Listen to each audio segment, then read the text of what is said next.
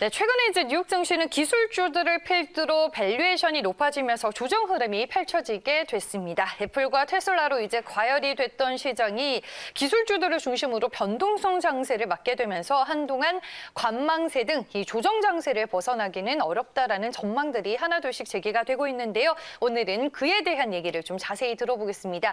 미중산업경제연구소 조용찬 소장 나와 계십니다. 소장님 안녕하세요. 예, 안녕하십니까. 네, 기술주들을 중심으로 뉴욕 증시에서 지금 변동성이 상당히 커졌잖아요. 그 이유와 배경 뭐라고 볼 수 있을까요? 네, 이번 그 미국 증시의 그 하락 같은 경우에는 파생 상품인 일종이죠. 콜 옵션을 사용한 투기 거래가 커졌기 때문에 그런데요. 뭐 콜 옵션이라는 것은 미리 정한 가격으로 개별 종목을 구입할 수 있는 권리를 말합니다. 미국 첨단 기술주의 파생 상품에는 뭐 수천억 엔 정도 규모로 투자하는 소프트뱅크가 있었는데요. 갑자기 콜 옵션을 청산했던 것입니다. 그 소프트뱅크 같은 경우에는 나스닥의 고래라는 별명을 갖고 있는데요. 주로 기술주와 관련된 옵션 거래를 즐겨 활용해 왔습니다. 콜 옵션 매수로 인해서 8월달 나스닥 증시 같은 경우는 10% 가까이 올랐고요. 개별 종목을 보면 테슬라는 74%, 아마존은 9%, 마이크로소프트 같은 경우에는 10% 정도 상승했습니다. 애플이나 테슬라가 주식 분할이 되면서 대량 거래가 터졌고요. 또 이에 따른 그 기술적인 과열 신호음이 울리자 소프트뱅크 같은 경우는 콜 옵션을 자동 청산한 것으로 보여지는데요. 아무래도 이런 그 소프트뱅크의 그 매도가 트리거 역할을 하면서 미국의 무료 온라인 거래 사이트죠. 로빈후드에서 230만 명 개인 투자가들 같은 경우에는 가팜이라고 하는 미국의 대형 기술주를 주로 매수해 왔는데요. 이 물량도 한꺼번에 쏟아지면서 미국 증시가 변동성이 커진 것으로 분석이 되고 있습니다. 네, 뭐 앞서서 소프트뱅크 얘기를 해주셨는데 소프트뱅크가 기술주 옵션 거래를 갑자기 대량으로 또 청산한 이유가 궁금하네요, 그러면. 네, 그 손종희 회장이 운영하고 있는 소프트뱅크의 비전 펀드 같은 경우에는 운용 규모만 10조 엔 정도가 된다니까 우리나라 원화로 110조 원 정도 되는 대규모 프로 투자 그 펀드입니다. 파이낸셜 타임즈에 따르면은 소프트뱅크가 최근 몇 달간 300억 달러 상당의 주식 관련 옵션에 투자해 왔고요. 최근 들어와서 40억 달러 정도 평가 이익을 얻었다고 합니다. 이와 또 관련해서 월스트리트 저널 같은 경우에는 소프트뱅크가 올 봄에 아마존이나 마이크로소프트, 넷플릭스, 테슬라 같은 콜 옵션을 40억 달러 정도 취득했는데요. 이를 그 현물 주식으로 환산하면 500억 달러 정도 규모의 엄청난 규모라고 합니다. 소프트뱅크 같은 경우는 연결 순이익이 1분기에 1조 4천억 엔 적자가 났고요. 2분기에도 1조 2천억 엔 정도가 적자가 발생했다고 합니다. 재무 구조 개선을 위해서 6월 달에는 미국 이동통신 회사인 T-모바일의 지분을 2조 엔 정도 매각을 했는데요. 이 때문에 이번에 기술주 매각 같은 경우에도 아무래도 경영 정상화 일환으로 보여집니다.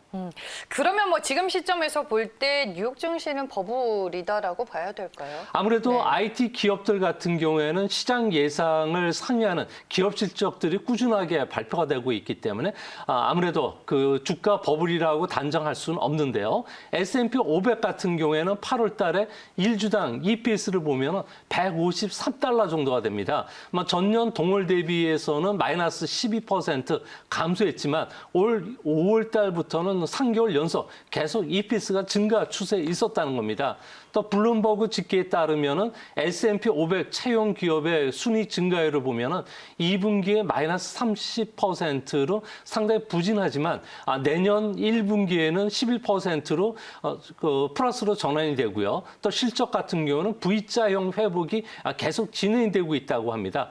다만 최근 들어와서 주가가 크게 변동성을 보인 것은 아무래도 1990년 이후에 30년간의 S&P 500 주가의 흐름을 보면요. 월간 주가 등락률은 9월 달은 어김없이 주가 조정을 보여왔다는 겁니다. 또 올해는 94년 이후에 가장 큰 폭의 주가 그 등락을 보일 수 있게끔 주가가 큰 폭으로 상승했기 때문에 경계 심리가 강했고요. 또 과거 수준을 보면은 현재 주가 수익 비율이 24배인 점을 비교해 보면 아무래도 주가 등락 폭이 커질 수밖에 없는 그런 입장이라고 합니다.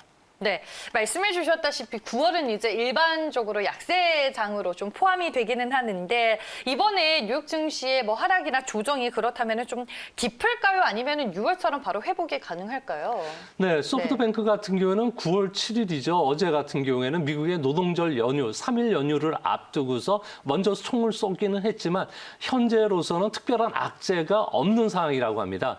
다들 9월과 10월은 주가 조정을 예상해 왔고요. 또 마침 빅스라고 하는 공포 지수가 7월 초 이후에 다시 30선 위로 올라섬에 따라서 울고 싶었는데 뺨을 때린 격으로 차익 매물을 출회시켰던 것으로 보여집니다. 이 때문에 당분간 그 가팜이라고 하는 대형 기술주들 같은 경우에는 한두 주 정도 주가 변동폭이 클 수밖에 없을 거로 보여지는데요. 이번 조정은 증시로 봤을 경우에는 독보다는 약이 될 가능성이 상당히 높습니다. 최근 들어와서 몇몇 개별 그 대형 기술주를 중심으로 해서 주가가 집중적으로 상승한 왜곡 수급 구조를 갖고 있는데요. 이번에 이런 왜곡된 수급 구조를 개선시킬 수 있는 큰 호재가 될 것으로 보여집니다. 미국 증시는 아직도 매우 강한 상태고요. 또 순조롭게 대선 결과가 발표가 된다면 다시 상승 랠리를 탈 것으로 보여집니다. 그럼 최근 이와 같은 시장 분위기 속에서 빅스 지수는 또 어떻게 움직였나요, 소장님?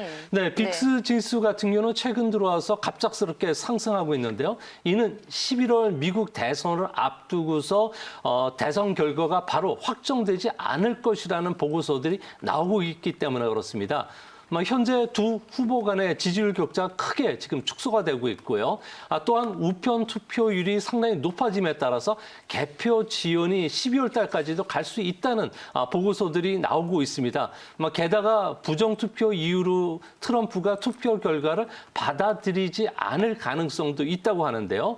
이 때문에 지난 주말부터 미국의 JP 모건이라든지 골드만삭스 같은 대형 투자 은행들이 고객들에게 대선 이후에 시장 혼란에 대비하라고 경고를 하고 있습니다.